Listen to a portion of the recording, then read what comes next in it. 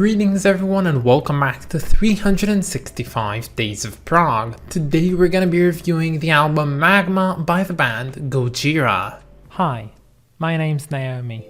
I'm an avid progressive rock fan, but I'm a long ways from knowing all the prog albums out there. But this year, I'm gonna give it a try. This is 365 Days of Prog. So you might be surprised to know that today we actually don't have any favorite bits from this album. It has been an absolutely tremendous amount of time since the last time we actually had an album without any favorite bits. Usually I try to even include like one or two bits just so you'll get an understanding of what this album might sound like, but in all honesty this time I just literally had nothing that I liked that I thought, okay, this was good enough. I really didn't like anything, and from it you can already infer that this is going to be a review of the utmost dislike. And honestly, in truthfulness, I never enjoy making these kinds of videos where I truly don't like an album, where I dislike it to the point where I have to make a video about it, yet I really don't want to do so. Remember, this is me listening to music. This series began because I wanted to explore and get to know more music, and of course I wanted it to be good. So whenever I encounter an album which I particularly just very much dislike, it is not a good experience for me, and in all honesty I would much prefer to just leave these albums behind, not talk about them, but because I am committed to doing this series I will talk about this album today even if I really don't enjoy it. Now I can usually stomach these very unfavorable reviews once in a while, but seeing as they came in 2 days in a row, and I don't say that yesterday's album was too bad, but I didn't really enjoy Picchio del Pozo, and this album I really didn't enjoy, and when they come 2 days in a row I just feel less inspired to make these types of videos, and that kind of sucks, but I'm gonna do it, I'm gonna soldier on, and hopefully it will be good. So Gojira are a French band that formed back in 1996 under the name Gojira. Now it took them up until 2001 to release their debut album, but before they did so, due to copyright infringement, they had to change their name because Godzilla of course is a copyrighted term, so they changed it to Gojira, which is basically just the name for Godzilla in Japanese. Now despite having usually a 3 to 5 year gap between each of their albums, they are still active up until today with their latest album released in 2021, and the album that we are reviewing today was released just before it in 2016, and its name is of course Magma. Now today I went full stupid mode and I thought to myself that we are of course going to be reviewing Gojira, thus we are going to be reviewing this very infamous album with the whale on its cover, and I just thought to myself, yes, this is what we're going to review, but no, apparently we have more than one Gojira album on the list. So we have this one, and of course we have From Mars to Sirius coming later on in the series. And I wouldn't necessarily say that I was disappointed that we're not going to get to listen to From Mars to Sirius today, but I was definitely kind of dumbstruck when I saw that this wasn't the album I was thinking we were gonna listen to. But I came over it quite quickly, seeing that this cover is also pretty cool, and yes, I know I judge albums by their covers, I'm sorry, but a good cover sometimes means a good album, and that's enough for me to take this as a sign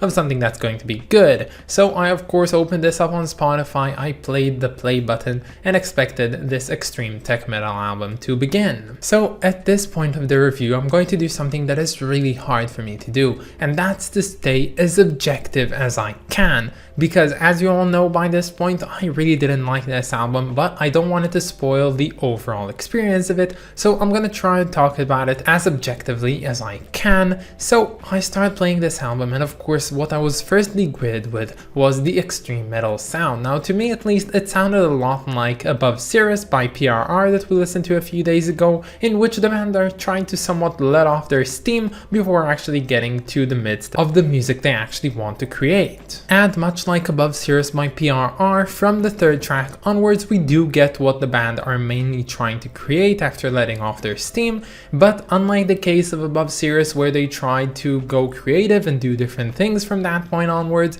From the third track on this album today, Gojira are basically playing this culmination of metal, sometimes going into heavy metal, sometimes going into soft metal, or in other words, just traditional metal. But you might have noticed that I haven't really touched on the progressive side of the music, and that's because I really couldn't find it. Now, it's really hard for me to do these kinds of statements because usually when I say about an album it isn't progressive, there is one of two outcomes that I see in the comments from your feedbacks. The first, of course, is you guys affirming my beliefs and saying that yes, this album just isn't that progressive, if at all. But at the other hand, you have these times when you guys say, well, you know what, this album is pretty progressive. So in order to try and counter that beforehand, I gave this album yet another listen, and remember, I really didn't like this album. So I gave it another listen and I just couldn't find anything remotely progressive about it. This was basically metal music, maybe somewhat more colorful than what you might expect from metal, but honestly not progressive at all. And in my opinion, and this is only an assumption, the case with Gojira is a case of a band that is not always progressive, but at certain points or at certain albums they do go quite progressive, thus they are included at least in the archives of the Prog archives. So an album like From Mars to Sirius might as well be a really good progressive metal album, but then when they include their entire discography, you do get some albums which don't fall under the progressive category, which are still featured on the website. And one reason I have to believe that is seeing that this album has a pretty low average rating on the Prog archives compared to other albums, but at the same time this album is really highly rated over on Spotify, which lets me know sorta that a lot of very contemporary metal listeners like this album, but a lot of progressive listeners don't really enjoy this one. But just to make things clear, there was no point in this album where I was just like, okay, I give up on this album, I don't like it, I'm not gonna really pay attention to it. No, I do quite the contrary. Wherever I encounter an album like this, which I particularly don't like and don't enjoy on any behalf, I just get more invested into it because I truly try and find something good about the album. I do give it the benefit of the doubt, I do wait for something interesting to come up of it, and sometimes that happens, but in this album's case, it really was a letdown throughout all of its runtime. And yes, I know I'm going with some wishful thinking, hoping that albums will get better, although they've already signified to us that they're not gonna do so, but I really try my best, and I know that most people who would encounter an album they really are suffering through would just pause the album and go and do something else. But of course, my commitment to the idea and the goal of this series made me listen to it in its entirety and realize that I really fucking hate this album. The best adjective I can give towards this album might be bearable, and that's only a few parts in this album which were definitely just bearable, nothing good about it, really don't enjoy it. I won't go talking about this album, dissing it anymore, because I really don't enjoy doing this kind of things. I know there are certain reviewers which like dissing on music, saying that it's bad. I am not that person, I just want to get through. So thank you all for your kind dislikes on this video, and let's move on to talking about the cover. This album's cover is actually quite neat, but unfortunately the cover for an album doesn't improve its rating. Overall, seeing all the Gojira album covers, I really do kind of like them, and I like the consistency of style with them. I like the macabre representation of subjects that they have, and the overall aesthetic is quite unique. And despite this cover being what might be the most out of norm cover for the entire discography, I do still think that it's pretty cool. I like the black and white play on here, I like the art style, I like the way that the smoke is drawn, which both looks very realistic but also very hand-drawn. The sun, the volcano, the horizon, everything drawn in this sort of semi-surrealistic way, they all culminate to something which is really unique and very fitting for this type of album.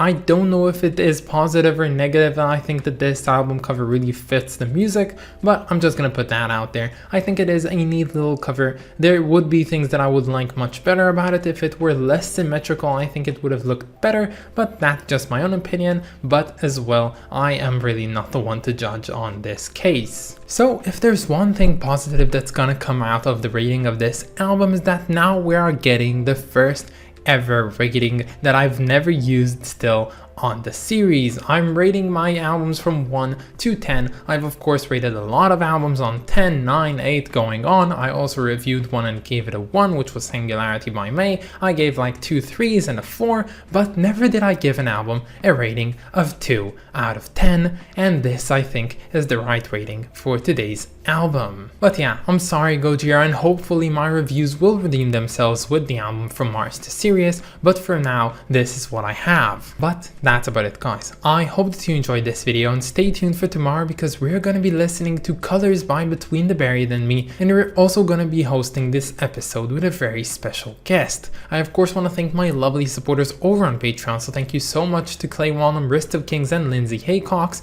You guys are the best, and if any of you want to support me over on Patreon, you can find the link down in the description or in my about page. But that's about it guys. Have a wonderful day and I'll catch you all tomorrow. Bye guys.